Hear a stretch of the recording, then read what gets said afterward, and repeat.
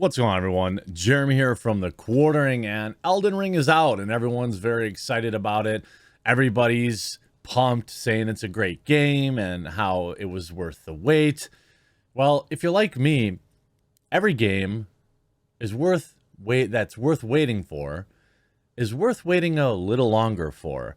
I'm still literally waiting to play Cyberpunk because I want the game to be great when I finally do play it. And Elden Ring was something that I was going to play this weekend almost, right away.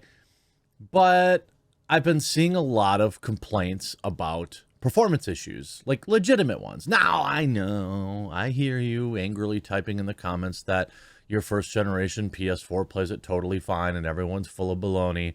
I know that plenty of people are playing the game with very few errors. However, there are lots of performance issues with the game, in particular on the PC port, that are all reasonable complaints. Now, if you have a super, strong mega computer, you're probably fine. The performance complaints are something I want to talk about, but the hilarious journo complaints are even more worth poking fun at. I've been playing absolutely tons of Rush Royale. As a former Magic the Gathering player, I absolutely love knowing when and when not to use your hero's ability. Even though it's available, you may not want to use it right away. And also the complexity and the timing of merging your units adds a ton of extra complexity to the game, which is why I'm happy to announce this video sponsor, Rush Royale. Huge shout out to this video sponsor, Rush Royale.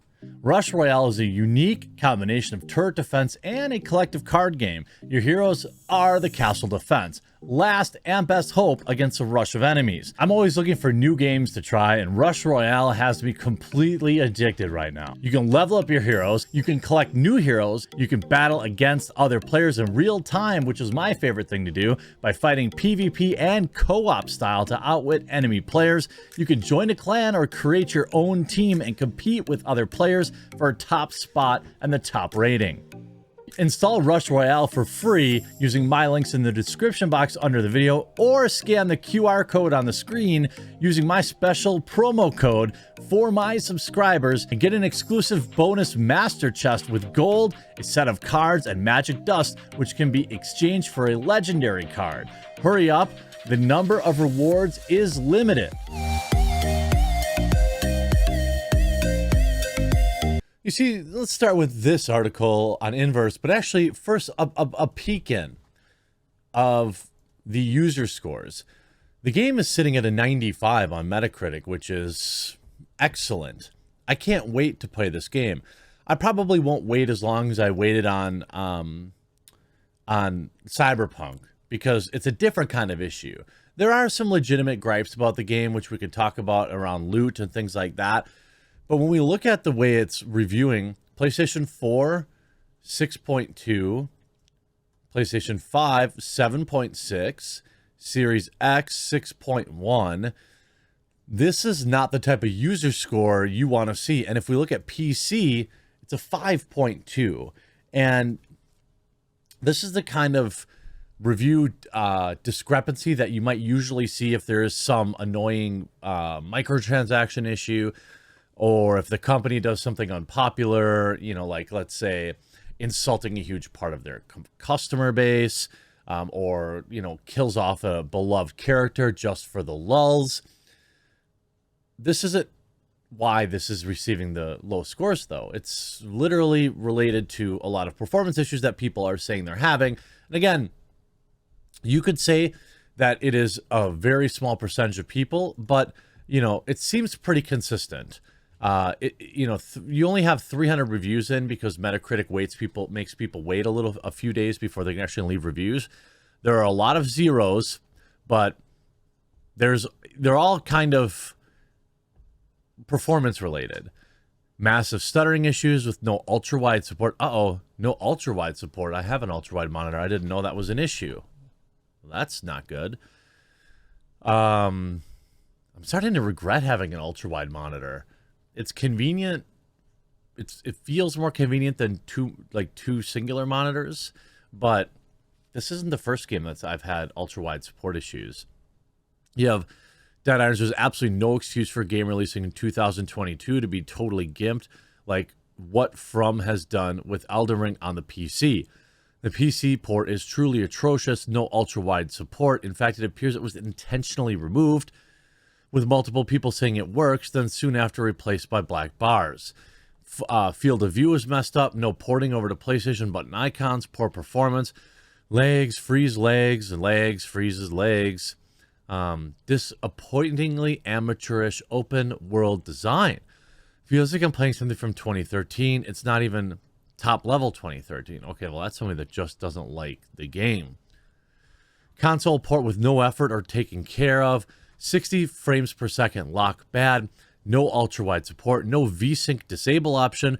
No 144 hertz support. Crap, that's also my monitor. Also bad performance and stutter. Poor controller support. Shameful. Performance issues are ruining my pleasure. It's sad. I just want to play normally. Maybe if you want to play this game, and you happen to have a next-gen console like a PlayStation 5 or an Xbox Series X, you might be better off. Now, people who probably have premium-built computers are probably having fewer issues, but even if you have a super beefy computer, that's not going to fix no ultra-wide support, which appears to be overwhelmingly mentioned in the negative reviews. If you look at the performance issues, though, on, let's say, PlayStation 5, it's a 7.6 with almost 2,000 reviews.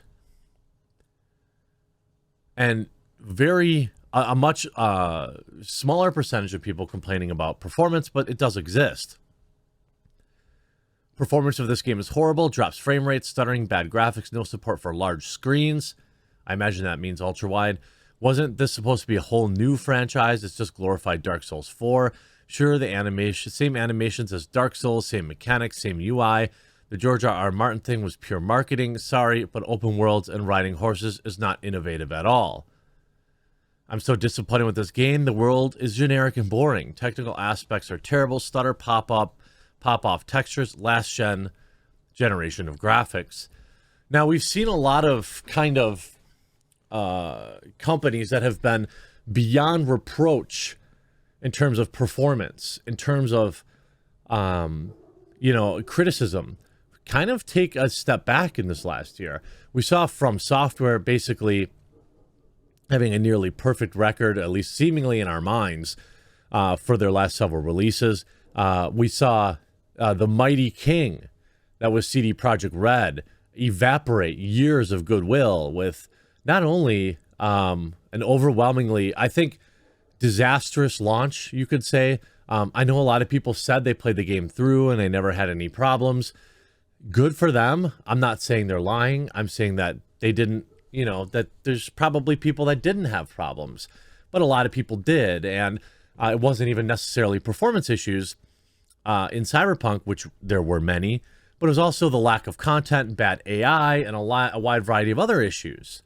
I mean, it was so bad, they've basically scrapped, as far as I know, kind of the open world Grand Theft Auto, Red Dead Redemption cash-in model, because the launch was so bad. The playership of the game is absolutely has tanked. Well, although I don't know if there's much replayability for it. Now, Elden Ring, went live Friday morning, February 23rd, and the result was a deluge of sky-high scores. But how accurately do these scores reflect the game's mainstream appeal? Developer From Software's latest is already a Game of the Year contender, is writing the title falls just outside the top 10 rated games on Metacritic, and he's even listed as the best game of all time on OpenCritic. While these review aggregator websites can be helpful snapshot for the pros and cons of the games, they can occasionally highlight some of the flaws in a complex system that brings game reviews from the farm to your table. This is one instance. Make no mistake about it, Elden Ring is a crowning achievement for its developers. We score the game a 9 out of 10 in our own review. However, for a variety of reasons, including the notorious difficulty From Software games and the tight review window, many of the folks reviewing the games are already fans. Getting early and free access to a major new release is a great perk of the job, but often more than not, the game is uncompensated. The time is uncompensated, and done in additionary to ordinary work hours. In most cases, reviewers weren't given a copy to play Elden Ring, an experience that can take 60 to 70 hours. They were only given a week. The inevitability devolves in its own kind of crunch, especially when development teams often polish up a game to the last possible second, even when it's ostensibly gone gold. Well, yeah, because we have, downloads, day one patches, and all sorts of things like that. I think the complaints about performance are valid. I suspect that they will get cleaned up in the next week or two, or maybe even 3 weeks. That's about how long I'm going to wait. I really want to play it. I'm fortunate enough to have a next-gen console, so I could just play it on PlayStation 5. I'd prefer to play it on PC, but not if it's plagued with, performance issues. I did just get a brand new tower from actually Meta PCs, so I'm going to switch over to that. It has a 3080 in it, so maybe the performance issues will be less for me. I don't know. But let's take a look at the more hilarious criticism. Every time a new game comes out, by the way, the farming of outrage clicks must happen. You have The Verge writing, Elden Ring's character creator fails black players. You can do just about anything with character creator, except have a quote-unquote black hairstyle. What? Didn't Kanye West in Elden Ring go like super viral? I saw like a Kanye West character creator that had like 100,000 likes. This looks actually pretty dang good if that's not photoshopped. Most of you playing Elden Ring are probably knee deep in the lands between getting your rear rocked by that jerk on the horse, but my mind hasn't left the game's first menus. Though many classes present a paralyzing wealth of options, it's not a question of what class to play that has me stuck. It's the character creator. I'm stymied by the bizarrely incongruous system that allows for unprecedented level of control in every minute detail of facial features, but only has one hair option. I didn't expect much from Elden Ring's character creator. From software games have a bit of a reputation of being kind of bad at character creation. I'm sure some people spend a lot of time on it. I never do. I'm like, I do a couple things. I know that isn't to like disparage people that do. It's just never been that big of a deal to me. Elden Ring is decided step up. Skin colors and face shading look natural.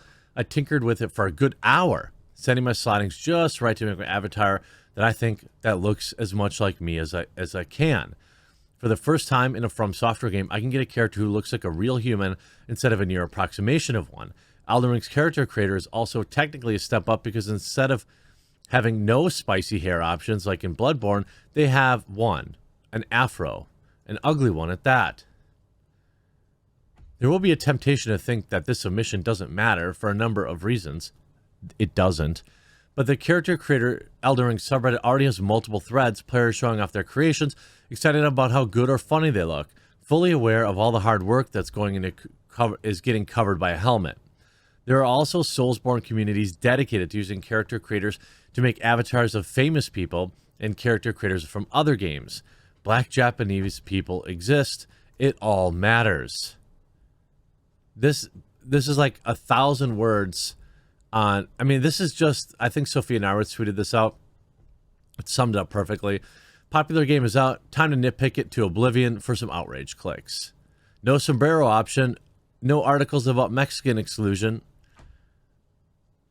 I mean, yes, it has this afro. It doesn't look awesome, but I get it. I don't really care if characters look like me. Apparently some people do, but that's particularly a reach to be mad about for Elden Ring. I hope you enjoyed this video. We'll talk to you again real soon.